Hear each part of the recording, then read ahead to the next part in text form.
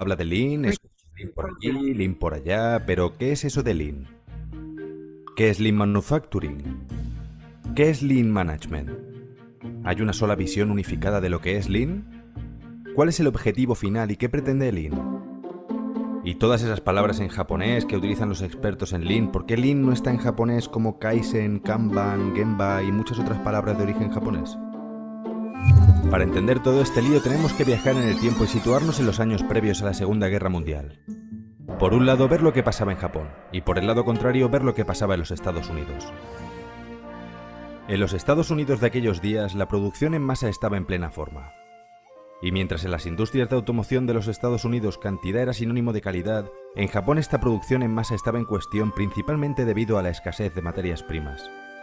En aquellos años el control de las materias primas y sobre todo del acero por parte de los Estados Unidos tras la Segunda Guerra Mundial ahondó esta diferencia entre los planteamientos de gestión de la industria japonesa y la estadounidense.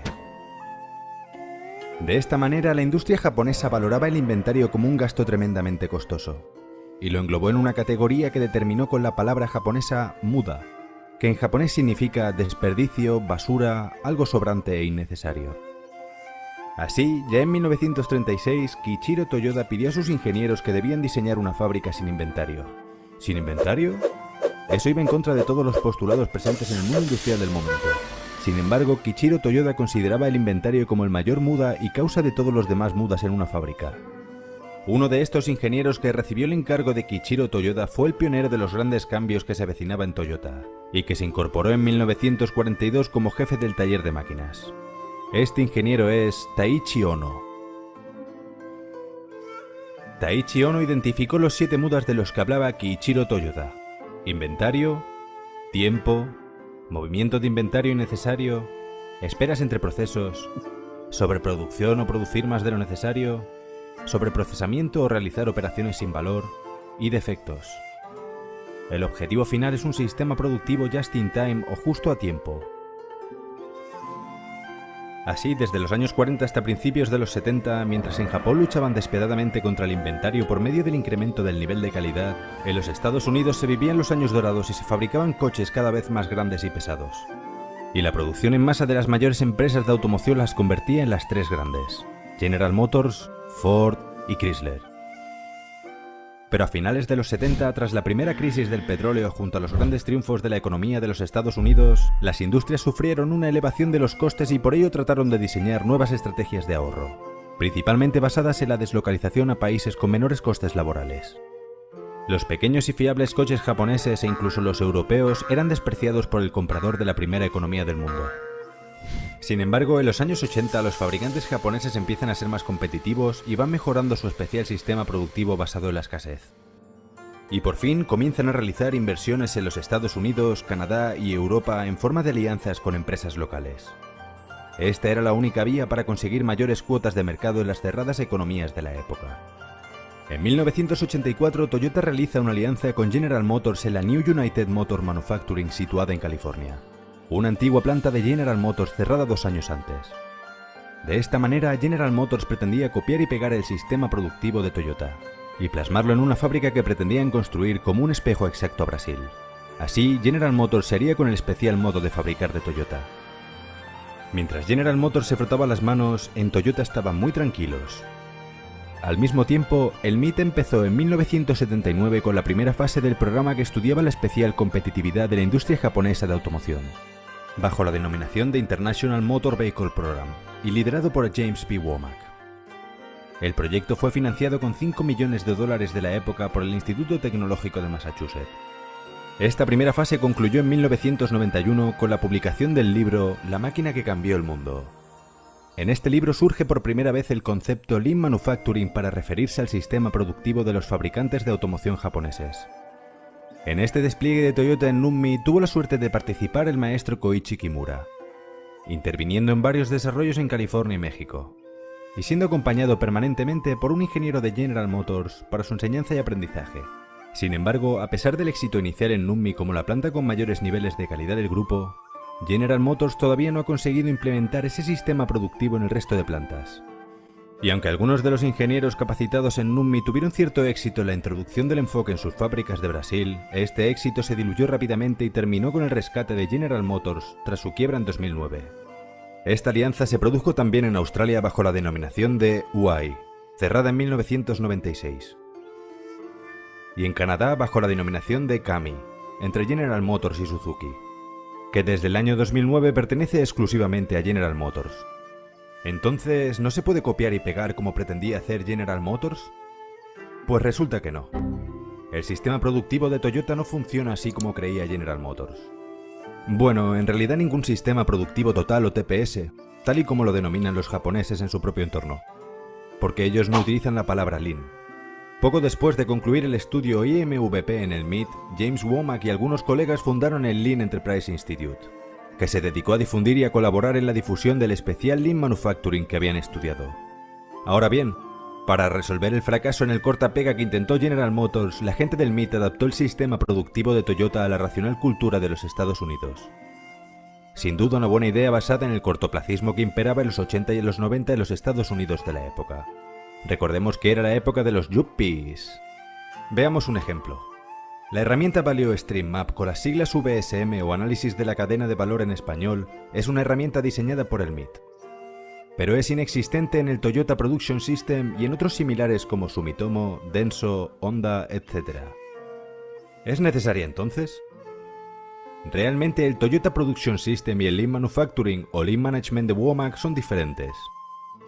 Incluso en los 80, General Electric y Motorola profundizan en el control estadístico de calidad, desarrollando unas técnicas denominadas Six Sigma.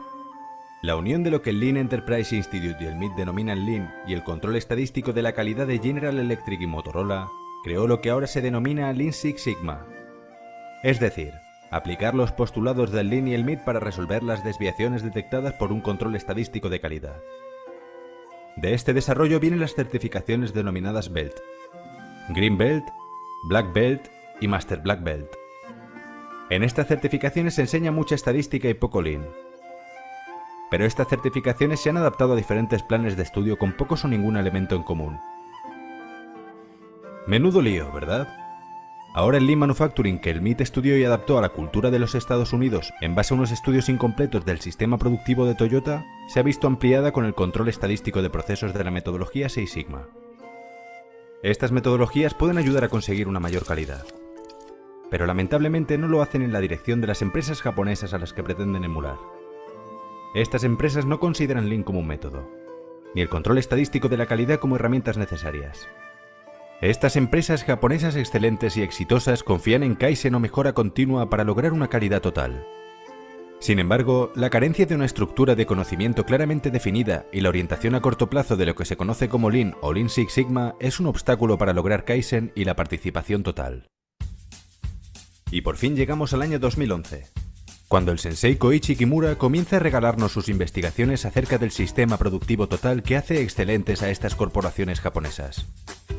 Y dentro de ellas aprendió directamente de los pioneros. En sus enseñanzas escritas, el sensei Koichi Kimura nos proporciona la manera correcta de lograr los niveles de calidad y productividad de la industria japonesa, sin filtros o deformaciones. Este nuevo conocimiento, creado durante los últimos 60 años en Japón, ha sido estructurado de una manera sin precedentes gracias a su experiencia como consultor interno y externo en más de 11 países diferentes. Este intercambio de culturas le facilitó identificar y estructurar conceptos organizativos que estas empresas japonesas utilizaban en sus sistemas internos. Así el sensei Koichi Kimura define y estructura muchos conceptos, como la pirámide del sistema productivo total, el marco de gestión de fábrica, y ha podido definir el mismo concepto de la excelencia, además de muchos otros sistemas y estructuras, profundizando verdaderamente en los sistemas de las empresas japonesas excelentes. Así, tras mucho estudiar, transmitir y estructurar las enseñanzas del sensei Koichi Kimura, es como creamos el Factory Management Institute y su estructura de entrenamiento y certificaciones a nivel internacional con reconocimiento de créditos universitarios. Ponemos el listón muy alto. Esta es la escala de reconocimiento que estamos desarrollando en el Factory Management Institute. Y para el desarrollo y adecuación de todo el conocimiento de los diferentes grados y manuales de implantación, hemos desarrollado una vía gratuita de certificación para todos aquellos que deseen obtener la cualificación de Sensei y que colaboren en la adaptación de sus enseñanzas hacia la creación de sistemas y manuales prácticos, libros, cursos online, rutas de implementación, etc.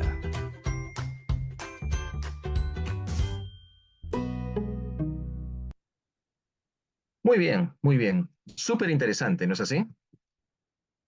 No sé si puedan abrir el micrófono, me parece que no. Voy a seguir compartiendo ahora sí las láminas. Eh, bien, quería empezar este módulo que vamos a hablar sobre temas de implementación y mejora continua, precisamente por el tema que más nos atañe, que es el tema o las metodologías modernas de sistemas Lean. ¿Qué es lo que hemos visto y aprendido en estos dos videos cortos? Primeramente, ¿qué cosa es Lean? Lean está orientado. Fíjense un primer punto, no hablan de una metodología Lean, hablan en la versión japonesa, Lean no es una metodología, es una filosofía. Primera gran diferencia.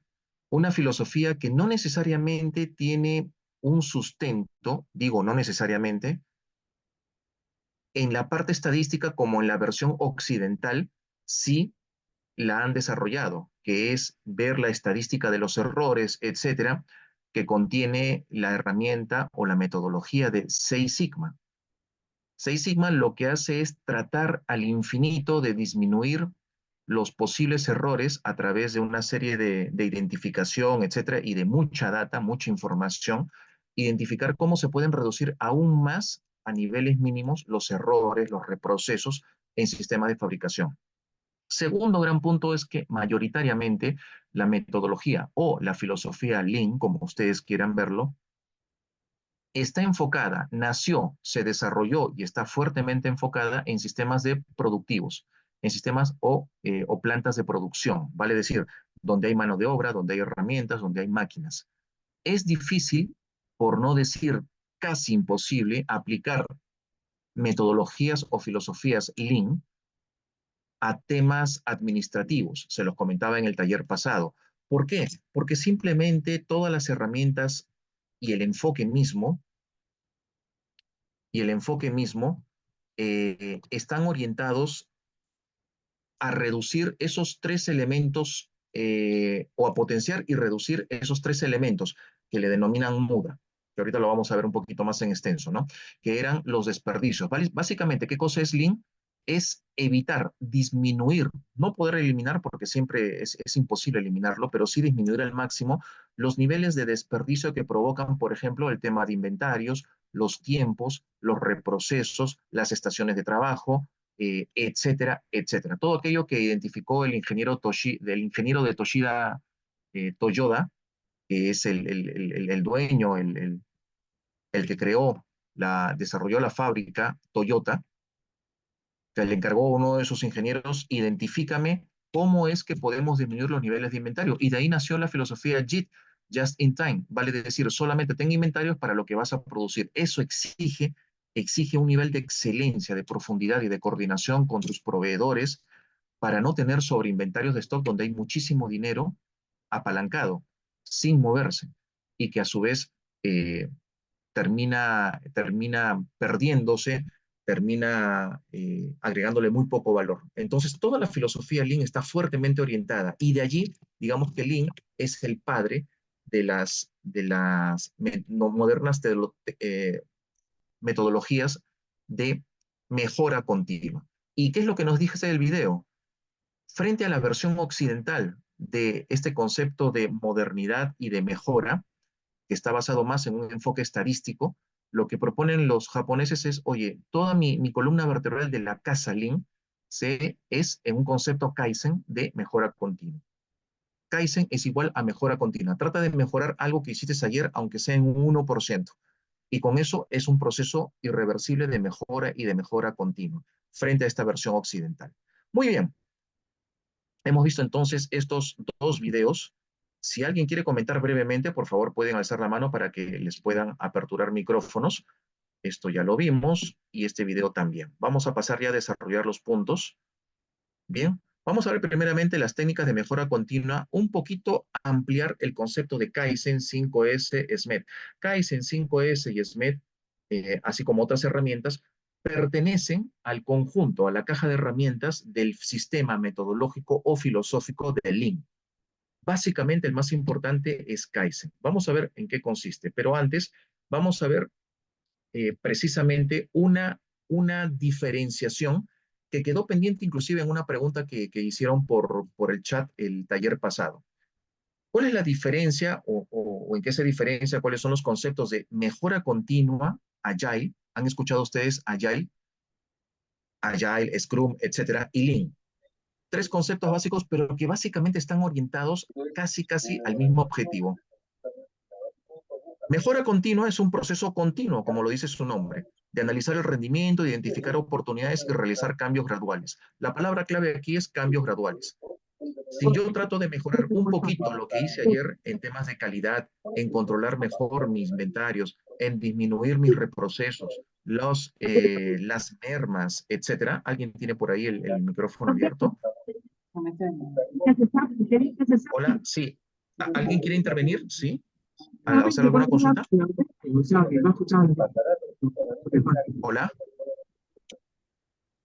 Bueno, bueno, por ahí si desean intervenir, levantan la mano y se les apertura el micrófono. Me parece que Pilar, bueno, por ahí varias personas tienen el micrófono abierto. Por favor, si lo pueden apagar un momentito. Qué buenas salsitas, esas son salsas sensuales.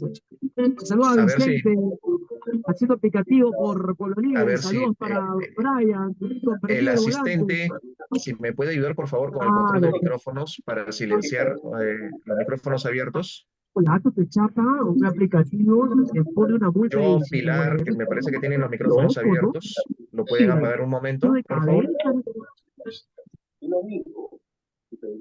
Tanta gente para. Han visto los Pilar, reportajes de la Pilar, si me televisión y escuchas, todo. tienes el micrófono Dale, dale, los abierto. pasajeros que están ¿Podrías apagarlo un poco, parados por ahí, favor? esperando. ¿Por Pilar, qué toman colectivo? Primero porque quieren llegar rápido, ¿no? ¿Cómo? a ver, Porque Pilar. no hay movilidad para sus casas. Eso lo dicen, ¿no? Estamos Bueno, trabajando contra la informalidad. asistente, si me ¿Sí? pueden ayudar, por favor, en silenciar los micrófonos. Ah, operativo fue contra la delincuencia. Contra los delincuentes. Son operativos con la gente que trabaja. Bueno, es más, creo que tienen ahí la radio prendida. Se está chambeando. Quita su A carrito a ver, la gente que Lauren se está levantando la no mano. A presta. ver si le abren el micrófono. Apoyando la Ingeniero, informalidad, señor. me parece que no Sí, tiene moderadores. Si me da admin, yo lo por retiro. favor. A ver, Por eso le hemos puesto el título, no te lo han escucho muy aceptado bien, muy Lawrence, bien, mis amigos discúlpame. de la casa lo han Pilar, recibido muy bien porque ha sido con cariño. Los incomprendidos, la caña, comprender la Retire lo de calle, la la reunión, policía. ingeniero. Pues son malos policías, ¿qué decir? no tengo el control. Los policías, ¿por qué hay? Alguien que, por También hay favor, buenos. el Muchos de ellos son mis asistente, el amigos, mis moderador, hermanos. Bueno, hay buenos policías. No por son de favor, tránsito, si pero me te ay, pueden tu ayudar. DNI, oye, tengo tu DNI. ¿Estoy bien? Sí. Sí, pues sí, ya sé, muchas gracias, me voy. Hola, hola, Pilar, por Pues, favor, hombre, si puedes un apagar poquito más tu sencillo, ¿no? micrófono, por favor. Bueno, Se está cuenta colándose por la qué. radio que tienes prendida. O es yo, no sé quién tiene, por favor, la radio prendida. Por favor, seamos cuidadosos, si están en una clase, eh, por favor, no tengan prendido otros aparatos, mucho menos la radio, ¿no? No sé quién está haciendo garabatos aquí. A ver, seguimos entonces. A ver, les voy a explicar un poquito la diferencia entre mejora continua, Agile y Lean. La mejora continua no es más que eso, es mejorar en cada uno de los aspectos que nos producen merma en la creación de valor. Puedo mejorar un poco en disminuir los niveles de sobrestock de inventarios, las mermas, eh, en fin, los tiempos, los reprocesos, y eso significa mejora continua, es decir, continuamente establecernos una meta para hacer algo mejor de lo que hicimos el día anterior. Es bien simple el concepto. El concepto Agile o la metodología Agile o ágil es un método de gestión de proyectos que divide los proyectos más grandes en partes más pequeñas. Es bien simple. Esto nació en los años 80, mediados de los años 80, y nació en la industria informática. Ustedes conocen en temas de proyectos que cuando se hace un cronograma típico para desarrollar e implementar un proyecto, se hace una metodología de cascada, se dice. Vale decir, ¿qué cosa es una metodología de cascada? es que el paso A es el paso antecesor al paso B o a la actividad B, luego sigue el paso C, D, E, F, etcétera. Eso es en cascada, como si fuera una escalera. Significa que si yo no desarrollo la actividad programada B, no voy a poder hacer el C, el D y el E, y ahí se me produce un cuello de botella que provoca un retraso en la entrega o en la implementación de ese producto.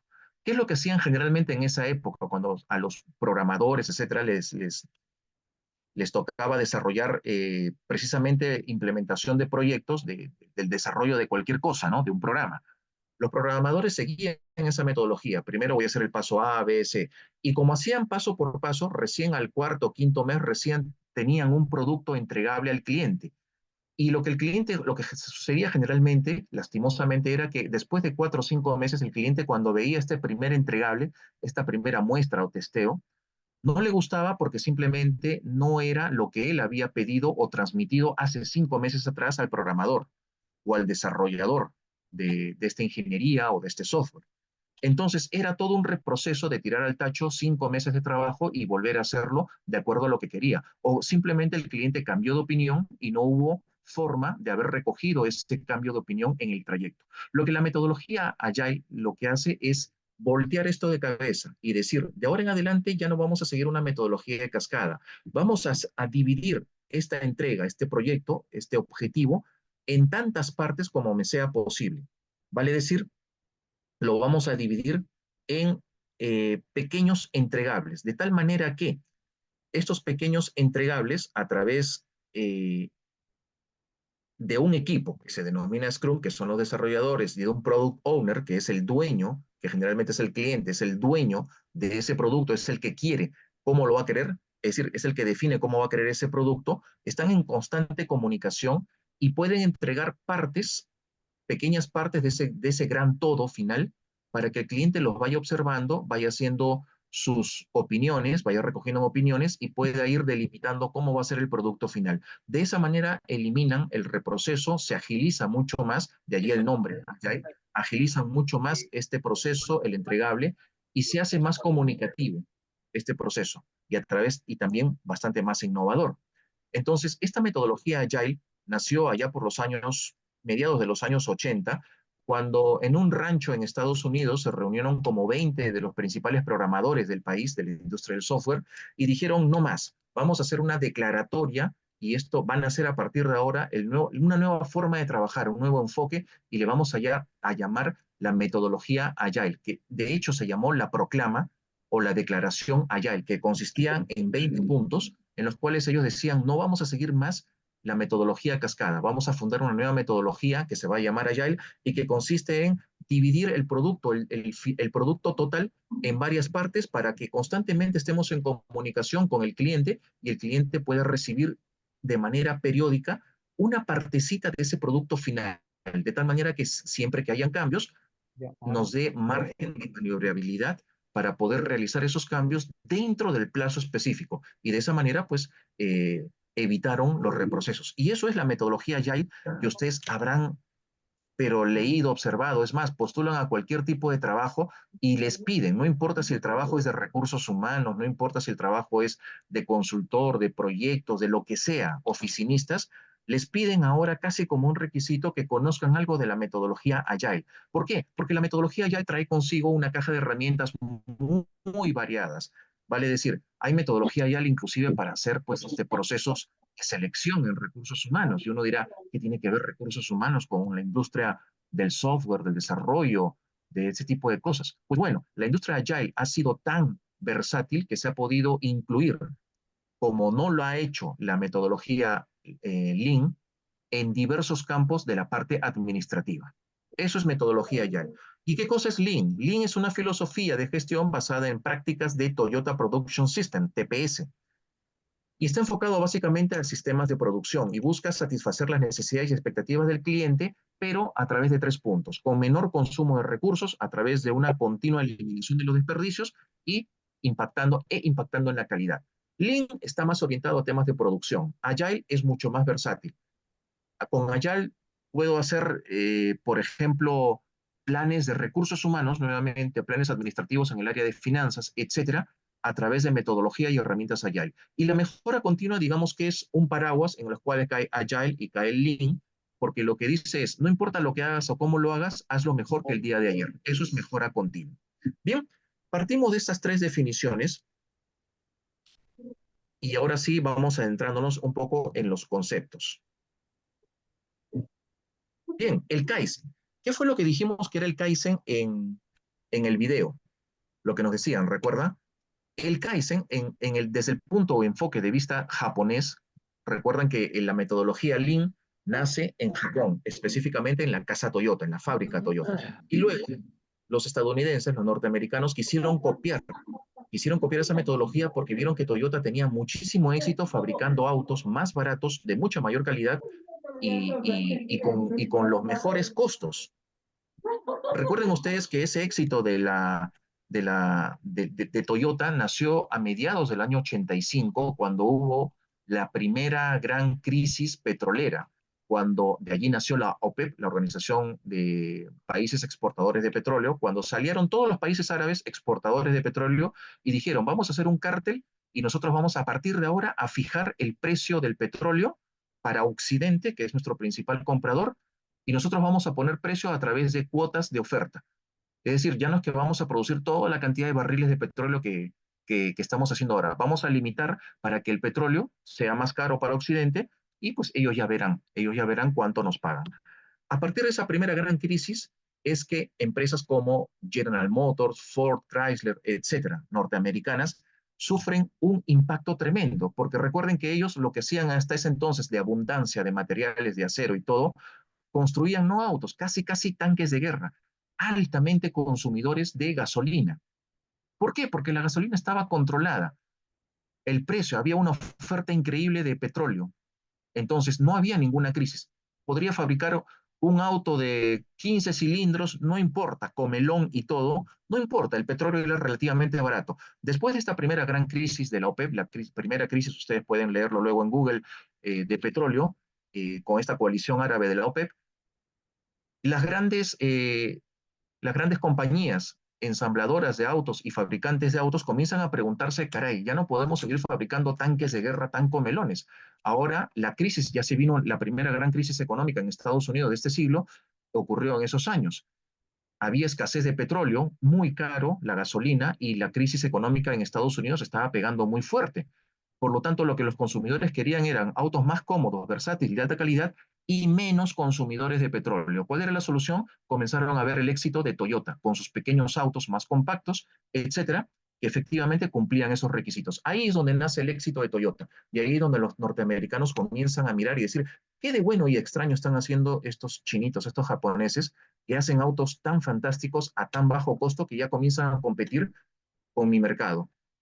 Y comienzan allí a investigar y ahí nace la metodología, no nace, la metodología Lean ya había nacido, sino que comienzan a investigar. Ahí donde van estos consultores norteamericanos y comienzan a investigar por años, cuál era el secreto de éxito de esta fábrica Toyota. Pero mientras que los norteamericanos se inclinaron más hacia el control de la calidad a través de la estadística, de ahí nace el Six Sigma, por ejemplo, en la planta Toyota no reconocía a Six Sigma. Es decir, Six Sigma es una buena herramienta, pero sigue siendo una estadística. Es como decir, en vez de hacer la suma por una calculadora, voy a utilizar el Excel, o mejor, utilizo un programa sofisticado de Python o de Power BI o lo que sea. Ellos decían, nosotros tenemos nuestra propia filosofía que se llama Kaizen. No tiene nada que ver con el Six Sigma. El Kaizen tiene que ver más con el tema de mejora continua. ¿Qué es el Kaizen? Es un proceso de mejora continua en todos los aspectos de un negocio. Ojo, en todos los aspectos de un negocio, desde las prioridades estratégicas hasta las operaciones diarias. Vale decir, implica un cambio de mejora continua en la parte administrativa, en la parte operativa, en todas las áreas de la empresa. De ahí radicaba el éxito, mientras que los norteamericanos decían, no, solamente basta con medir la calidad y reducirla a un nivel de 6 sigma para reducir los errores, los reprocesos, etcétera. Para los japoneses no entendían eso, no entendían por qué querían aplicar con un software o con una metodología estadística algo que tiene que ver con la calidad, con la mejora continua. Y para ellos esa respuesta era el Kaizen. No solamente es la parte operativa, es todos los componentes de la empresa lo que tienen que realizar ese proceso de mejora continua a través de pequeñas mejoras continuas a largo plazo. Ahí estaba el secreto del éxito. Y para eso identificaron, como lo vimos en el video, de tres tipos de muda, tres tipos de desperdicio que son los enemigos de la mejora continua. ¿Cuáles eran esos tres tipos de desperdicios? La muda, que traducido del japonés significa desperdicio o inutilidad. Y dentro de la muda identificaron dos tipos de muda. La muda, o sea, los procesos que no aportan valor al cliente, pero que son necesarios, como por ejemplo temas de supervisión de calidad, y la muda tipo 2, que no aporta valor y no son necesarios para el cliente. Vale decir, estos sí se pueden eliminar. Por ejemplo, la contabilidad, la documentación, etcétera. Ustedes me dirán, pero profesor, ¿cómo es que vamos a eliminar la contabilidad? Eso nunca se elimina. ¿Recuerdan el taller pasado que dijimos, hay algunos procesos para llegar a un tema de calidad, para un tema de mejora o de, o de estrategias de calidad? Habíamos visto que se podían hacer a través de la automatización, la eliminación de la tarea porque simplemente no me aporta valor, o la terciarización. El área de contabilidad es un área absolutamente terciarizable. No se puede eliminar, es claro, pero la puedo terciarizar y reducir costos. El tema de la supervisión de la calidad, por ejemplo, siempre tiene que haber, aunque eso no lo aprecie el cliente. El cliente cuando compra un producto, él espera de por sí, per se, que ese producto sea entregado con el 100% de calidad. Él no te va a pedir el certificado de supervisión de calidad, él simplemente dice, asumo de que esto tiene la calidad. Cuando voy a comprar una lata de atún a Plaza Vea, eh, no estoy esperando que Plaza Vea me venda una lata de atún pasada, vencida. Yo supongo que ellos han pasado por un control de calidad y alguien tiene que haber revisado los anaqueles y haber quitado las latas que ya están vencidas. Lo mismo que con la leche, por ejemplo. Yo voy confiado y compro, porque para mí es algo que se da de manera natural.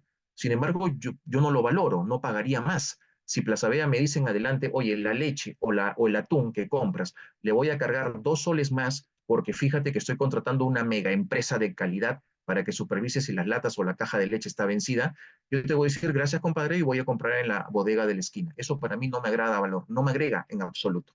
Sin embargo, hay otros tipos de muda que no aportan y no son necesarios para el cliente, como por ejemplo la contabilidad, la muda de transporte. El transporte tiene que ser óptimo. ¿Para qué? Para poder llegar a tiempo con los insumos o la entrega, el delivery del producto final, los tipos de movimiento, de espera, etcétera. Al cliente nunca le va a importar si es que el camioncito que tienes demora mucho porque tiene poca capacidad y tienes que hacer 2, 3 envíos, 2 o 13 viajes. Eso ni me agrega valor. Simplemente podrías contratar un servicio logístico más óptimo y con eso eliminas ese proceso. Bien, la muda, que es el desperdicio o inutilidad, es la primera fuente de desperdicio identificado en un proceso de mejora continua. La segunda es lo que llaman los japoneses mura. Mura, no se confundan mura con mura, es la irregularidad, inconsistencia que puede crear a la postre más muda, más desperdicios. Por ejemplo, irregularidades o inconsistencias en la línea de montaje de una fábrica. Cuando hay problemas en los procesos, en las estaciones de trabajo que pasa el desarrollo de un producto de una estación a otra, eso podría crear algunos tipos de desperdicios, como por ejemplo desperdicios en las mermas, desperdicios en los niveles de inventarios, etcétera, porque probablemente me está incurriendo en consumir más insumos de los que realmente merece ese proceso y se hace más costoso y menos eficiente. Y por último, el MURI. MURI, que significa sobrecargado o más allá de la capacidad. Implica cantidad de trabajo más allá de lo soportable por la línea de montaje o la persona que pueden provocar daños o fallas. Típicamente cuando la capacidad de una máquina es excedida por la cantidad de trabajo o de lotes de insumo que se les está haciendo, porque tu línea de montaje no tiene la cantidad óptima de recursos, vale decir, de mano de obra, y resulta que es una línea de montaje óptima con 10 empleados que tienen que cortar espárrago, por ejemplo, por la velocidad de la línea de transporte, de la banda de transporte, y solamente se me ocurre por ahorrarme costos poner a 8. ¿Qué es lo que va a pasar? Que el último operario que está hasta el final de esa banda transportadora le van a llegar un montón de espárragos. ¿Por qué? Porque como son solo 8 y no 10, resulta que con la velocidad que tiene la banda transportadora, se acumula. ¿Y qué es lo que va a provocar? Que esté cortando más rápido, provocando más errores, provocando más desperdicios, provocando más mermas. Entonces, mura y muri, o desperdicios, irregularidades o sobrecargas en la capacidad de trabajo o de la línea de montaje, son los tres grandes enemigos de un proceso de mejora continua, tal como se definió o lo definieron en su momento el ingeniero Toyoda y de la Toyota Company y su cuerpo de ingenieros. Bien, esto es con lo que respecta al Kaizen. Bien, pasemos a la otra técnica o a la otra herramienta, que es la 5S. Algo lo comentamos en el taller pasado. 5S es también una técnica, una herramienta enfocado en el desarrollo de procesos de mejora continua, que, voy a subir un poquito más esta parte, que consiste en 5 etapas, también desarrollado por la empresa Toyota, que consiste en 5 etapas de cómo estamos ordenando nuestro sistema de producción, o el también llamado Lean Manufacturing. Recuerda que todo lo que es Lean, y esta es una herramienta típica de Lean, la 5S, así como el Kaizen, 5S es aplicado plenamente a organizaciones productivas, a plantas, a líneas, etc. ¿Y en qué consiste? Pasa precisamente por 5 etapas o 5 estaciones, que consiste en la clasificación. Implica separar lo necesario de lo innecesario para eliminar elementos no esenciales, reduciendo el desorden. Recuerden que yo les había comentado un ejemplo muy simple. ¿Qué pasa si tengo que armar una mesa y tengo la caja de herramientas donde está el martillo en un extremo del salón y los clavos en el otro extremo? Es ridículo, ¿no? Porque para poder martillar y hacer mi trabajo tengo que caminarme todo el cuarto de trabajo de un extremo a otro. No hay una clasificación, no hay un orden que me haga disminuir el tiempo de movilización. Eso se llama el SEIRI o clasificación. ¿Qué es lo esencial? Lo necesario para poder hacer mi trabajo y tenerlo a la mano. El orden, el SEITON, supone colocar los elementos esenciales de manera sistemática para facilitar el acceso rápido. Claro, si voy a necesitar martillo y clavos, los pongo en una sola caja de herramientas o por lo menos que estén muy al alcance de la mano. Eso es orden. Entonces tengo clasificar qué es lo que voy a necesitar. Voy a necesitar para armar una mesa ¿cómo le llaman esto? ¿Una llave de tuerca inglesa? No. Entonces, ¿para qué lo tienes en tu anaquel? ¿De qué te sirve tener una llave de tuerca inglesa si para fabricar o para hacer una mesa no la vas a necesitar? Necesitas martillo, clavos y alicate. Y por ahí una lima. Listo, son las 4 herramientas que tú deberías tener. Eso es SEI, eso es clasificación. El orden es simplemente tener las herramientas a la mano para disminuir los tiempos de movimiento y para que esté obviamente más ordenado. El seiso o la limpieza, fomentar la limpieza y mantener limpio el espacio, ayuda a mejorar el orden y la agilidad con la que me voy moviendo. El seiketsu o la estandarización, establecer normas y procedimientos desarrollando procesos estandarizados para que las 3 S anteriores mantengan de manera consistente. Y por último, el chitsuke o disciplina fomenta la disciplina y la autorresponsabilidad buscando que los empleados sigan las normas previamente establecidas. Vale decir, la última S o chitsuke implica concientizar a los operarios de que las otras 4 S tienen que darse de manera obligatoria. No es que hago solamente una S, me quedo en la limpieza, pero no tengo el orden, etcétera, etcétera. Estos temas de 5S es una herramienta, por ejemplo, que se usa mucho en temas de logística en la parte de almacenes y bodegas, porque hay un conjunto de herramientas, de procesos, donde tiene que ver mucho la agilidad, la disposición de dónde están, etcétera. Es algo muy fácil de implementar. Hay empresas consultoras que se especializan en implementar 5S.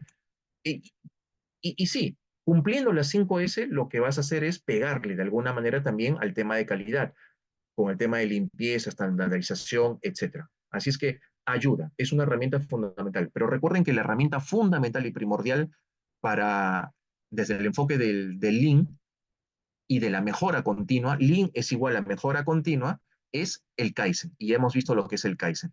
Finalmente, veamos lo que es el SMED. Es un poquito más elaborado. El SMED es el acrónimo en inglés de Single Minute Chain of Die. Vale decir cambio de matriz en menos de 10 minutos. ¿A qué se refiere el cambio de matriz? Esto nació cuando, eh, bueno, ya no es tanto así, pero en las líneas de montaje cuando hay lotes, en ese entonces, lotes que pasaban por prensas de estampación, en realidad puede ser cualquier lote de trabajo. Digamos, en una línea de montaje, imagínense la línea de montaje de un auto, ¿no? En una línea de montaje, en un paso uno, le están poniendo ¿cómo se llama? El armazón. En otra línea de montaje le ponen las ruedas. Pasa a una tercera línea donde ponen la carcasa con el timón. En la cuarta ya le ponen todo. En la quinta le ponen los circuitos eléctricos. Y en la 10ª etapa o estación de trabajo sale el auto, limpio y funcionando. Imagínense así. Entonces, en cada estación de trabajo, lo que se trata es de reducir o más bien estandarizar esos cambios para que cuando pase de una estación de trabajo 1 hacia la 2, ese cambio no demore en su momento más de 10 minutos. No tiene que ser 10 minutos. O sea, sea un cambio constante, rápido y ágil. Vale decir, pasó de la etapa 1 a la etapa 2 y se quedó empantanado media hora. ¿Por qué? Porque me pasaste el armazón, el esqueleto del auto, y fíjate que falta soldar acá, no ajustaste la tuerca de acá, el componente de aquí no le hace acá y me pasé una hora. ¿Y eso qué hace? Provoca un cuello de botella y un atraso significativo en todo el resto de las líneas. Les comento algo más. Por ejemplo, hay una teoría no moderna, porque ya es de los años, de hace casi 20 años, que se llama TOC. Por ahí alguno de ustedes lo habrá escuchado, la teoría eh, Theory of Constriction, teoría eh, de las restricciones, perdón, la teoría de las restricciones, desarrollada por un científico administrativo, digamos, en realidad era un ingeniero, Eliyahu Goldratt, que lo hizo a través de un par de libros muy famosos, muy didácticos, que trataba de resolver precisamente esa parte, esa parte de la creación de los cuellos de botella en líneas de montaje, no solamente en líneas de montaje, sino en cualquier aspecto de la vida en los cuales los demás componentes no corren o se atrasan por culpa de la creación de un cuello de botella. En este caso, por ejemplo, porque cuando pasa de una estación de trabajo a otra, lo hace el cambio para acomodar a esa nueva estación de trabajo es muy lenta por alguna causa que lo provoca, ¿no? Pero eso es otra cosa, es otra metodología, otro enfoque que se llama teoría de las restricciones. Fue muy famosa, es todavía famosa, sí, claro, es famosa todavía y fue desarrollada ya en los años, bueno, a principios de este siglo, ¿no? Del 2000, por el ingeniero israelí Eliyahu Goldratt. Y lo que te decía básicamente es, no importa qué tan hábil y ágil sean los componentes, los operarios, las máquinas, las herramientas, etcétera, que tengas a lo largo de una línea de montaje o a lo largo de una serie de procesos de trabajo, basta con que uno de ellos, dentro de esa línea, dentro de ese proceso, flujo de trabajo, no esté al mismo ritmo que los demás, baje su ritmo ya sea por ineficiencias, improductividad, etcétera, falta de capacitación, para que todo el resto de la cadena se cree un gran cuello de botella. Basta con que uno me esté provocando, falla uno de los procesos y falla todo el sistema de mejora y agilidad que estoy planeando. Entonces, su teoría iba enfocada en identificar y cómo solucionar para que todos esos procesos o estaciones de trabajo trabajen exactamente, estandarizadamente, al mismo tiempo y al mismo nivel. En eso consta la teoría de las restricciones. El SMED sirve entonces para reducir el tiempo de cambio y aumentar la fiabilidad del proceso de cambio. El SMED está enfocado exclusivamente en líneas de montaje, en planta. No puedes aplicar SMED para un proceso de resolver el cuello de botella en el área administrativa de contabilidad, por ejemplo. No se aplica SMED. ¿Se aplicará 5S? Tampoco. No, tampoco. ¿Se podrá aplicar Kaizen? Algunos elementos del Kaizen sí, porque siempre en todo proceso de trabajo, siempre hay por lo menos uno de las tres mudas que hemos mencionado. No solamente cuando hablamos de temas de desperdicio, no solamente nos estamos refiriendo al desperdicio físico de inventarios o de materiales, también nos referimos al desperdicio de tiempo. ¿Qué pasa cuando en un proceso administrativo cualquiera, recursos humanos, contabilidad, finanzas, el que ustedes quieran, existen un montón de actividades que no generan valor? Por ejemplo, típico, ¿no? Contratamos en algún momento al analista de no sé qué cosa, que lo que se va a dedicar a hacer es básicamente esta batería de reportes que le encanta al jefe, porque el jefe lo quiere un gráfico bien bonito, con un color así bonito, y lo quiere al día, lo quiere actualizado cada hora, etcétera, etcétera.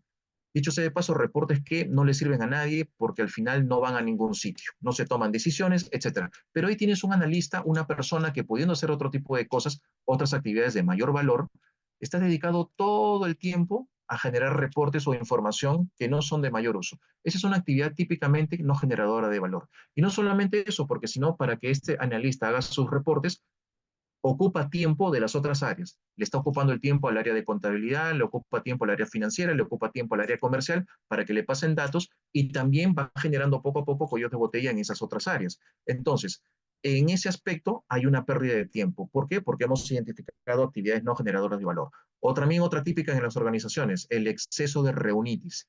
Reunión para todo el mundo y para todos los casos, ¿no? A la semana programamos 5 horas de reunión, que reunión para revisar el alcance de las metas, reunión para revisar esto, aquello, reunión para acordarnos de qué nos reunimos la semana pasada.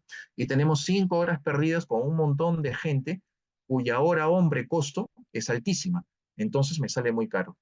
Y tenemos otra actividad no generadora de valor, y así sucesivamente. Entonces, algunos elementos de la muda, del Kaizen, sí son o sí pueden ser adaptables a los sistemas administrativos. 5S, SMED, etcétera, no, ya no tanto. Muy difícil o mejor dicho, casi imposible. Bien, bien. Perdón, esto es el primer punto. Ahora vamos a entrar al segundo punto, luego vamos a aperturar micrófonos para las dudas e inquietudes, no se preocupen. El segundo punto es la gestión del cambio. Gestión de cambio, pasos claves para la implementación exitosa, y acá tenemos un pequeño video que me permiten, por favor, compartirlo.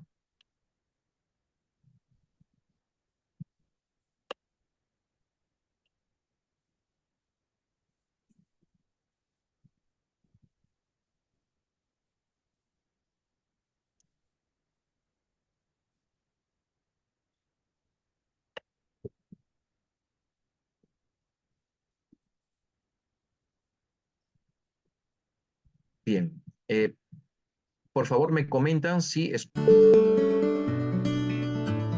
Acá en el chat me comentan, por favor, si se escucha bien. El primer paso para que las organizaciones...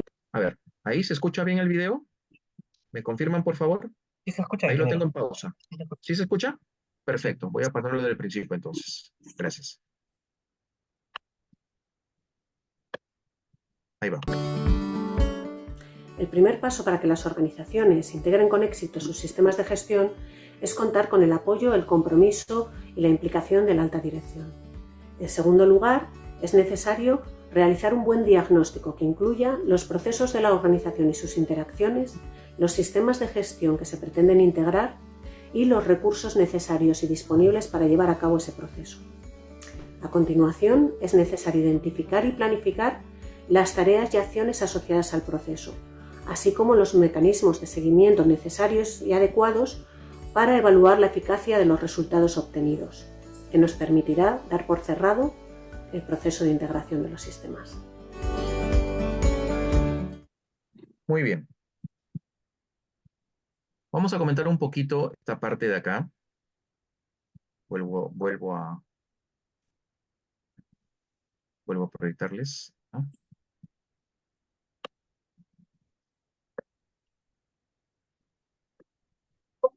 Bien, estábamos comentando ahorita lo que el video estaba comentando. Acá. Bien, ¿qué es lo que nos dicen ambos, este último video? Pasos, digamos, no está escrito en piedra ni está escrito en blanco y negro cuáles son los pasos A, B, C, D para una implementación exitosa, pero por lo menos lo que nos dicen, y la lógica también lo comparte, que está inmersa en estas metodologías, llámese Lean, llámese Agile, llámese como se llame, de mejora continua, porque al final lo que queremos es más bien mejorar lo que hacemos con menos costo, más calidad. Al final se trata de eso. Lo que nos está diciendo es parte de un buen diagnóstico, parte de la coordinación con la dirección general, con quienes van a tomar esas decisiones, y luego procede a, a desarrollar esas iniciativas. La implementación exitosa, una implementación exitosa, y ahorita en el siguiente tema lo vamos a ver un poquito más profundo, tiene que ver mucho con la parte humana, vale decir, al final de cuentas, ustedes como consultores podrían tener siempre las ideas más brillantes, más exclusivas, más exóticas, para poder solucionar un problema. Seguramente que sí. Pero si eso se topa con un mal proceso de implementación, ya sea porque no hice la coordinación, no me gané al público, no le presenté de una manera clara los beneficios de este proceso de implementación a los dueños de ese proceso, pues no te lo van a comprar y no lo van a poner a implementar de una manera satisfactoria. Un elemento importante que yo rescato aquí en este proceso es el diagnóstico. El diagnóstico, lo tocamos creo que en el primer taller, es uno de los elementos clave como para poder luego implementar algo. Esto es algo así como, nuevamente, el ejemplo recurrente que siempre pongo. Vas al doctor y ¿qué es lo primero? Para que él te pueda dar una receta efectiva que realmente cure tus males, ¿qué creen ustedes que es importante que haya hecho previamente el doctor? Por supuesto, un buen diagnóstico. Un buen diagnóstico sale por examinarte, por hacerte muchos análisis o simplemente basado en la experiencia del doctor, decir, mira, ya he visto este caso como el tuyo y tu problema es esto, esto y esto. Por lo tanto, te tienes que tomar esto en estas dosis. Para poder implementar una solución, tiene que haber la identificación de un problema. Vale decir, el diagnóstico, que es el proceso en el cual ustedes analizan datos, no solamente todo es análisis de datos, un proceso de diagnóstico es también observar en vivo y en directo cómo funciona ese proceso que está causando problemas. ¿Por qué, por ejemplo, el proceso de facturación en el área de finanzas es un proceso largo y tedioso? ¿Por qué, por ejemplo, mi empresa demora 5 días para aprobar una solicitud de crédito cuando la competencia lo hace en 24 horas? ¿Será un tema de herramientas? ¿Será un tema de efectividad y productividad de sus operarios? ¿Será un tema de conocimiento, de agilidad? ¿Qué será? ¿Qué muda habrá allí? ¿Qué desperdicio de tiempo? ¿Cuáles serán los procesos que no me están agregando valor, pero que el 80% de lo que hacen mis asistentes y analistas está en esos procesos que no me arrojan valor y por eso que se demoran 5 días? Bien, sea cual sea, si no se hace un diagnóstico robusto que pueda identificar la causa de los problemas, y ahí están, por ejemplo, pueden ampliar técnicas como las que hemos visto la clase pasada, los 5 por qué, por ejemplo. ¿Por qué? ¿Por qué demoro 5 días en hacer una solicitud de crédito? ¿Y por qué por qué es la baja productividad? ¿Y por qué esta herramienta? ¿Y por qué? ¿Por qué? De repente el quinto, sexto por qué descubran que efectivamente los procesos en realidad no es el problema, sino que el problema es la falta de una plataforma tecnológica que me agilice o que los formularios no son llenados correctamente con la cantidad y calidad de datos que requiere la persona que va a analizar la solicitud de crédito o lo que haya sido. Allí, en ese proceso de diagnóstico es donde se combinan todas las herramientas que hemos visto anteriormente. Y una vez que identificas el problema, pues pasas a implementar exitosamente. Pero el que hayas identificado correctamente un problema no significa per se de que la solución va a ser exitosa. Ya lo decía esta señora. Tienes que tener la alianza con las personas o los dueños de este proceso. Tienes que haber partido de un diagnóstico que sea fuerte, que sea valedero, para que puedas identificar el problema. Y lo tercero es que sí, tienes que hacer al final de cuentas también un sistema de prueba y error, porque no toda implementación va a ser exitosa per se, a la primera. Lo exitoso es cuando haces un proceso de implementación, te das cuenta que tienes que ajustar algunas tuercas más, etcétera, y vas haciendo así, a prueba y error, para que ese proceso al final se pueda implementar. Entonces, esos pasos claves se reducen a conocer la problemática, plantear soluciones que sean ágiles en su proceso. Por ejemplo, no es una solución efectiva el que ustedes como consultores digan, muy bien, si el proceso de facturación o de generación de solicitudes de crédito toma 5 días, La respuesta a tus problemas, señor director, es que usted compre una plataforma SAP que cuesta $1 millón y que va a tardar un año en implementarse. Ya te di la solución por si acá y pasan a correr a caja. No, espérate, ¿qué clase de solución es esa? Lo que quiero es una solución que, así nomás, con la tecnología que tengo, con los procesos que tengo, que los tienes que reformar o reformular, pero básicamente con los recursos que tengo, de qué manera hago mucho más exitosa esa implementación. Así es que la implementación no pasa por mencionar plataformas costosas, difíciles de operar y que tal vez el negocio ni siquiera lo necesite. Nuevamente alguien tiene por ahí el micrófono abierto, por favor. Pilar nuevamente. Bien, por favor. Bien, vamos a ir con ese tercer punto, el tercer y último punto, y luego abrimos los micrófonos para que puedan hacer sus consultas e inquietudes. Y el tercer punto es superando la resistencia, tácticas de liderazgo y comunicación, que está muy amarrado del tema anterior que acabamos de ver. Bien, les dije en el tema anterior de que el principal problema, y se lo digo como consultor con experiencia, el principal problema para desarrollar una implementación exitosa casi nunca es la falta de ideas o de soluciones. No vayan ustedes a pensar que el principal problema viene por ahí. El principal problema viene por personas a las cuales hay que convencer para poder implementar con eso. Básicamente es superar la resistencia. ¿Qué tipo de resistencias pueden encontrar ustedes en un proyecto típico o en una empresa cuando hacen una propuesta de implementación de cualquier cosa, de una solución nueva? ¿Por qué? Porque ahí surge la resistencia, porque van a encontrarse con personas de que toda su vida, 30, 40 años, están desarrollando la misma forma de hacer las cosas y obviamente a nadie le gusta que le cambien la forma de hacer las cosas de la noche a la mañana. Segundo, porque esto disminuye su status quo de esas personas que son responsables o su poder político dentro de la empresa. Digamos, el poder político del supervisor de gastos es que él precisamente, si no le caes bien, no te va a aprobar los gastos. Sin embargo, con la propuesta que queremos hacer, vamos a democratizar esa opción y ahora esa aprobación de gastos ya no pasa por las manos únicas del supervisor o del gerente, sino que pasan ahora por 3 manos diferentes dependiendo de los montos.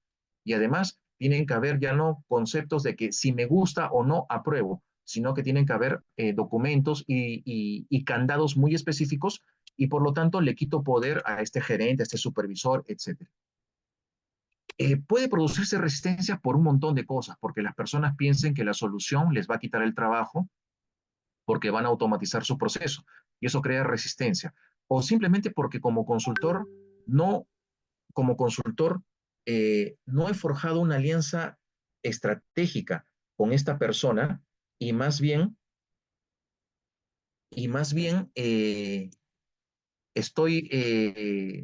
esta persona, digamos, he tenido roces políticos. Esta persona, yo le caigo mal a esta persona porque no le he explicado bien cuáles han sido los beneficios, porque de repente mi actitud ha sido muy prepotente para con el cliente, porque el cliente me ve como un sabelotodo que en 3 días me viene a decir el consultor de que ya tengo la solución mágica para un problema que tiene 10 años en la empresa.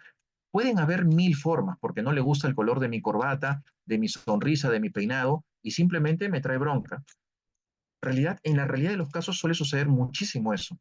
Entonces, los consultores no somos bien vistos generalmente por el personal de la empresa o porque simplemente no mantuve una comunicación estratégica con el dueño de todo el proceso que es el gerente general, el director general. Y este director general está escuchando muchos chismes, muchos ruidos de las personas que no son simpatizantes del proyecto y obviamente contamina su pensamiento y su objetivo. Entonces, para todo tipo de resistencias se recomienda utilizar alguna táctica de liderazgo y comunicación. ¿Qué significa esto? Significa, primeramente, cómo podemos definir y medir el éxito de la implementación de un proyecto. Lo ideal sería que pudiéramos medir cuantitativamente el beneficio, vale decir, lo primero que hay que mostrar es, queremos solucionar este problema porque este problema va a traer consigo la disminución de los costos, el aumento en la rapidez, las solicitudes de crédito, fíjate que no van a demorar 5 días, van a demorar 1 día nada más. Y ahora sí podemos competir con la competencia. va a traer mejoras en la calidad, en el nivel de satisfacción del cliente, etcétera, etcétera. Lo primero que hay que vencer, cómo vencer esa resistencia a través de liderazgo y de comunicación es mide, de ser posible, cuantitativamente el éxito de la implementación del proyecto, el beneficio. Segundo, identifica colaboradores que apoyen o sean adversos al proyecto, para que en base a esto puedas elaborar un plan estratégico de comunicación. Y tercero, utiliza una metodología, cualquiera de las existentes, por ejemplo, ADKAR, que ahorita lo vamos a explicar, que sea adaptable y ágil para vencer y reforzar la comunicación y la resistencia en esos, sobre todo en esos opositores, en esas personas que son adversas al proyecto. Perdón. Bien, voy a pasar a esta parte. Una de las técnicas, por ejemplo, una vez que ustedes han identificado cuantitativamente o cualitativamente los beneficios de un proyecto, tienen ustedes el primer argumento como para poder especificarle al cliente cuáles van a ser las ventajas. Y ese es el primer argumento para vencer una resistencia. Hay beneficios. Si ustedes adoptan la implementación de este proyecto con estas mejoras de calidad, utilizando estas herramientas, etcétera, estos son los beneficios. Lo segundo es identificar, y ahí viene la parte más importante y dura, identificar al personal que es adverso o al personal que te puede ser favorable para el proyecto. Siempre, en todo proyecto van a encontrar de los dos tipos, los que se oponen y los que son favorables, los que ven una opción de oportunidad para el cambio y otros que se aferran a hacer lo mismo, no importa, con las mismas taras, con los mismos reprocesos, con los mismos costos. Entonces, una técnica fácil es la técnica de la colorificación. Distribuye en colores, tu supervisor, tu jefe que conoces a tu gente, y clasifícalo en 4 colores: azul, verde, rojo y negro. En azul, clasifícame en un cajón y ponme nombre, apellido, DNI, etcétera, de las personas que tú consideras que son altruistas, preocupados por cómo se sienten los demás, los que tratan de ayudar a los demás y no son una carga, etcétera. ¿Por qué? Porque esas personas azules son las que más fácilmente se van a poder amoldar cuando tú les presentes un beneficio, porque luchan por un objetivo común, por algo más arriba que sus propios intereses. Las personas en verde son los analíticos y autónomos, preocupados por ser precisos y justos, piensan cuidadosamente y son autosuficientes. ¿Qué tipo de comunicación le voy a dar a las personas que son verdes? Les voy a presentar beneficios cuantitativos y les voy a explicar con qué metodología hice el cálculo y cómo vamos a operar esa implementación. Las personas en rojo son los resueltos y directivos o directos. Actúan rápidamente para cumplir las tareas y objetivos. Les gustan los desafíos, son confiados, atentos a las oportunidades. A ellos les puedo encomendar responsabilidades directas dentro de la implementación. Por ejemplo, tú te vas a encargar del módulo de implementación número 1 y tu objetivo o tu reto es superar el 10% o disminuir en un 10% el tiempo de lo que sea, el tiempo de proceso de las solicitudes a través de estas herramientas.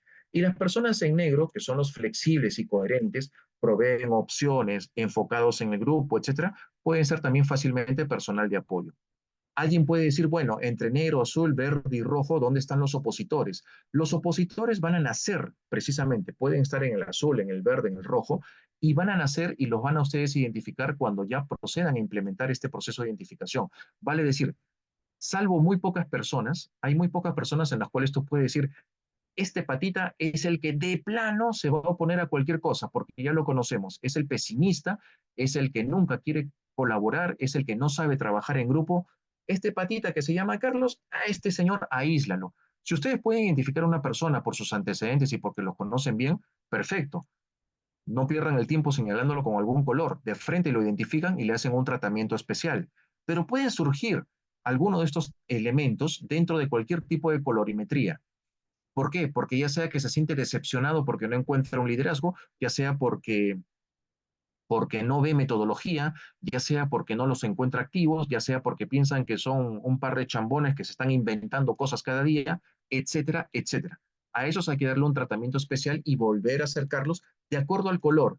Si es un color verde, por ejemplo, que se me puso medio rebelde, oye, al color verde le gustan las cosas analíticas y directas. Muy bien, a ti te voy a explicar así, estadísticamente, cómo es que sí podemos llegar a esa disminución del 10%. Mira, porque está acá, te mostraré la gráfica, te mostraré la estadística, razonaré contigo, etcétera. Al azul, ¿cómo lo convenzo? ¿Cómo lo traigo de nuevo al rebaño? Porque esas personas son altruistas, están pensando, y le hablaré ya no de estadísticas a esas personas, le hablaré a esas personas del objetivo común de la empresa, de la satisfacción, de que si logramos esa meta, las personas o los colaboradores van a poder irse a sus casas más temprano sin hacer sobretiempos, porque hemos alcanzado un nivel de productividad más alto, y etcétera, etcétera. Son metodologías y enfoques. Bien. Bueno, en función a esta colorificación, se pueden establecer verbos de mensaje. Por ejemplo, el azul, al momento de la comunicación estratégica, emplear palabras como dar soporte, sentir, facilitar, cuidar. Al rojo, hacer, actuar, delegar, encargarse. Al verde, utilizar estas palabras claves, guiar, pensar, enseñar. Y al negro, contribuir, adaptar, participar, etc. Vale decir, hay un conjunto de palabras clave, de adjetivos o de verbos que van de acuerdo a la personalidad colorímetra de color de cada una de las personas a las cuales hemos identificado. Y eso hace que la interacción y la comunicación sean todavía mucho más asequibles, y eso elimine la fricción de una correcta implementación para un tema de mejora continua, para un tema de mayor productividad, para mejorar la calidad, disminuir los tiempos, cualquiera que sea el objetivo del proyecto. Otra herramienta dentro de este tema de identificación es, la habrán escuchado, la matriz querer-poder. Identificar nuevamente en los cuadrantes, en cada uno de los 4 cuadrantes, a las personas, así con nombre y apellido, de acuerdo al conocimiento que tienen cada uno de su propio equipo de trabajo, al que quiere y puede, para mantenerlo satisfecho siempre, al que quiere y no puede, para gestionarlos cercanamente, al que no quiere y puede, para monitorearlos, y al que no quiere y no puede. ¿Cuál creen ustedes que en este cuadrante es el elemento más peligroso? ¿En qué cuadrante se debería encontrar? Si, por ejemplo, encaja a Carlos en un cuadrante de estos, ¿en cuál cuadrante dirían Carlos está así, a punto de salir de la empresa porque no va más? Está en el cuadrante menos indicado. ¿Cuál creen ustedes? Bueno, después abrimos el micrófono, pero debería ser el tercer cuadrante de la izquierda, inferior izquierda, que significa no quiere y puede. ¿Por qué? Porque el que puede hacer las cosas es porque tiene el conocimiento para hacerlas, pero cuando no quiere es porque tiene un problema de aptitud con P, perdón, de actitud con C. Sin embargo, en el contraste, digamos a la inversa, hay otro que sí quiere, pero no puede. A ese hay que capacitarlo probablemente. Él quiere, tiene toda la disposición, pero no puede por un tema de capacitación, porque desconoce, porque quisiera hacer más, pero nadie me enseñó cómo manejar este sistema. No sé cómo hacer las cosas porque los procesos no están definidos, etc. Pero de querer sí quiero hacerlo, tengo toda la actitud. El que quiere y puede, genial. Esa es mi estrellita, hay que cuidarlo. Hay que mantenerlo satisfecho porque ese es el futuro líder del área. Y el que no quiere y no puede, bueno, hay que mantenerlo informado. No quiere y no puede, pero precisamente ese no quiere puede ser una frustración porque no puede. Se le enseñó, pero sus habilidades técnicas no dan como para manejar, para ponerlos a hacer reportes de Power BI, a pesar de que le enseñé Power BI. Y eso lo frustra y hace que no quiera. Muy diferente al que sí puede, pero no quiere, por un tema de actitud. ¿Ok? Bien, otra herramienta es la matriz querer-poder. Y finalmente, una de las metodologías, de las tantas, para temas de liderazgo y comunicación, para el tema de gestión del cambio, es la metodología ADKAR, A-D-K-A-R, que significa la conciencia de la necesidad del cambio, awareness, el deseo para participar y apoyar el cambio, el conocimiento sobre cómo cambiar, la habilidad de implementar competencias y comportamientos requeridos y el reforzamiento del conocimiento para sostener el cambio. Vale decir, permítame aquí, vale decir, ¿cómo funciona este ADKAR? Lo primero que tienen que partir ustedes es identificar o fomentar la conciencia de la necesidad del cambio. Si ustedes quieren implementar una metodología ADKAR para la gestión del cambio, primeramente tienen que crear conciencia. ¿A través de qué? A través de la comunicación.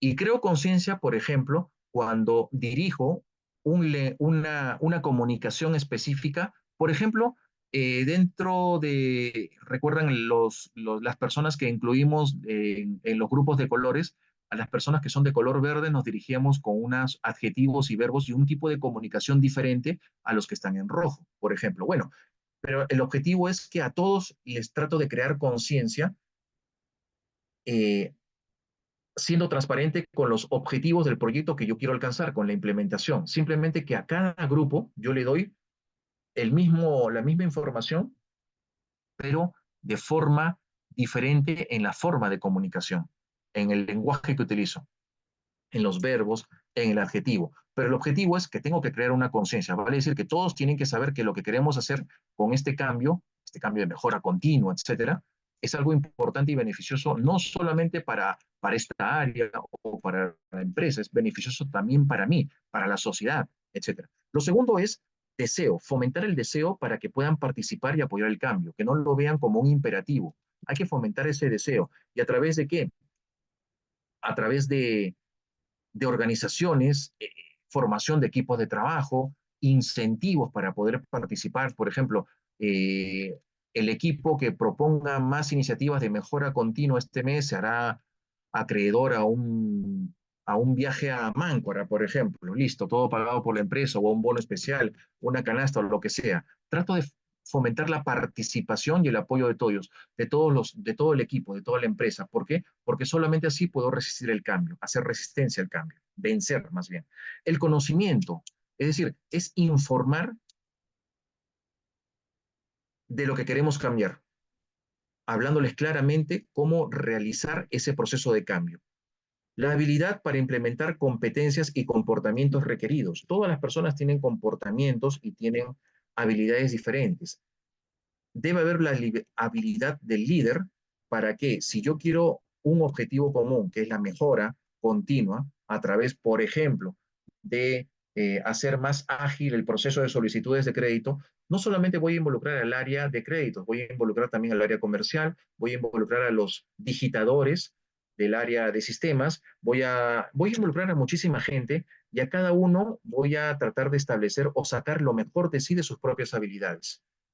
Y con eso también puedo vencer la resistencia al cambio. Y por último, reforzando el conocimiento, que es uno de los más importantes, porque tiene que ver con la motivación.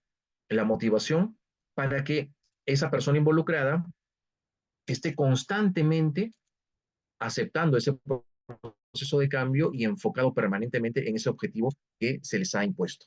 Entonces, la metodología ATCAR implica trabajar en cada una de estas etapas, desde crear conciencia, fomentar el deseo, hacer más participativo, poner claramente los objetivos y el conocimiento, rescatar las habilidades, de tal manera que todos puedan participar, no solamente el que diga, uy, yo no puedo participar en ese proyecto porque fíjate que yo veo recursos humanos, yo soy del área de comunicación de recursos humanos.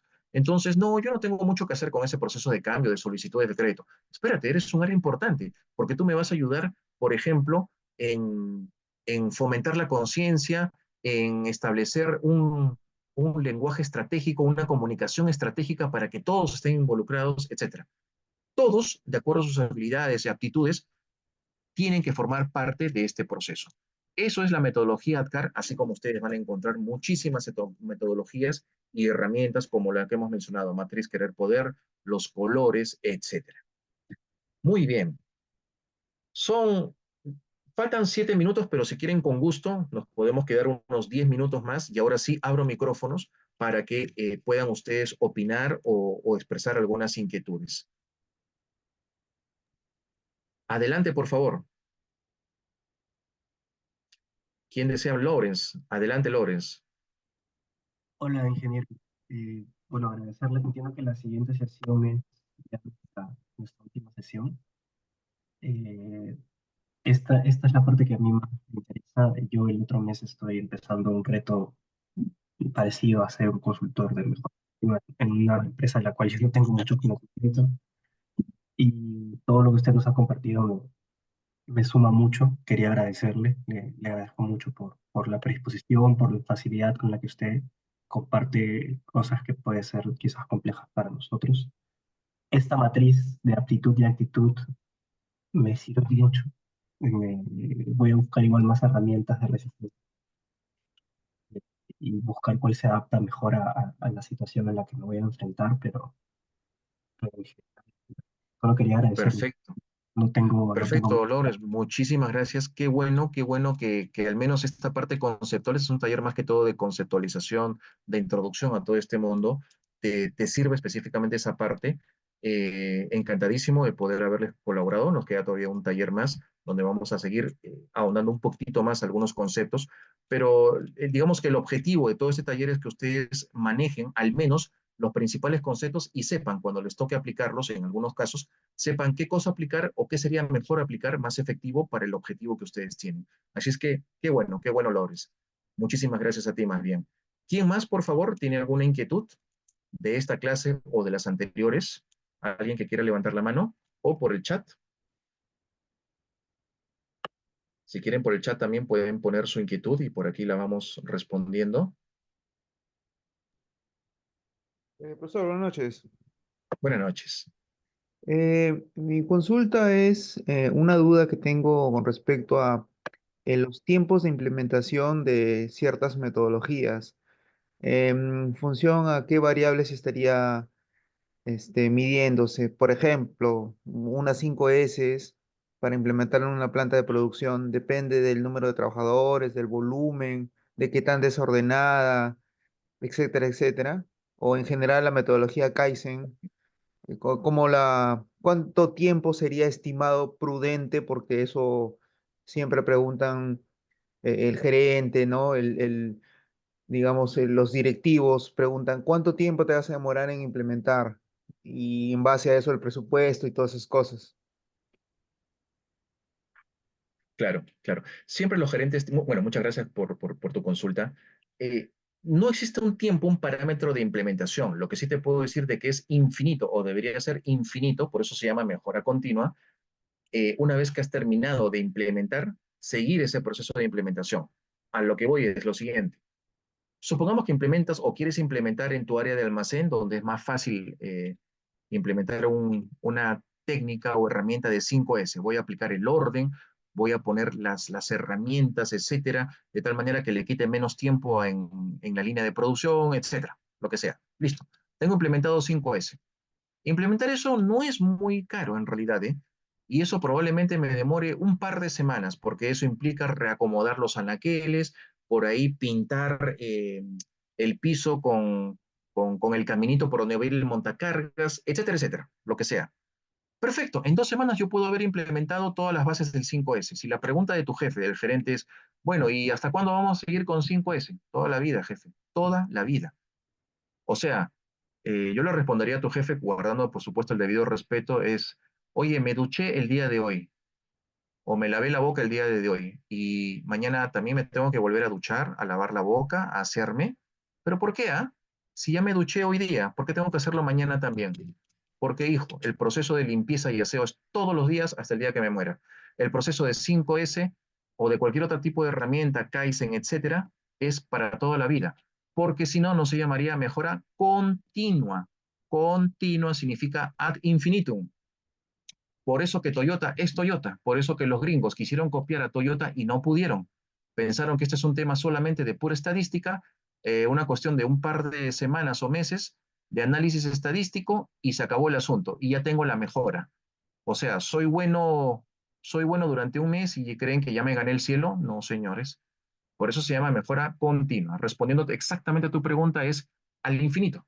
Una vez que agarras esto, tienes que hacer mejora continua siempre. El proceso de 5, es más, debería haber una persona encargada de estar revisando continuamente si el proceso de 5S, en este caso, se está cumpliendo o no, hacer auditorías, o ya nadie sigue, ya todo volvió a la normalidad, hay suciedad, hay desorden, etcétera. Como bien dicen acá, es una filosofía, exacto. La, la gran diferencia entre la aplicación Lean de la versión oriental japonesa original y la versión occidental es que para la versión occidental es una metodología, para la versión oriental japonesa es una filosofía, es un estilo de vida. Yo no voy a adoptar 5S por un mes o 2 meses. Yo adopto 5S como filosofía de vida, es decir, siempre soy ordenado, soy limpio, las cosas están acomodadas para que me permitan menos tiempo moverme, etcétera, etcétera. Eso es respondiendo a tu pregunta. Bien, ¿Alguien más? Por favor, dos preguntas más. Dos preguntas más. Dos inquietudes más.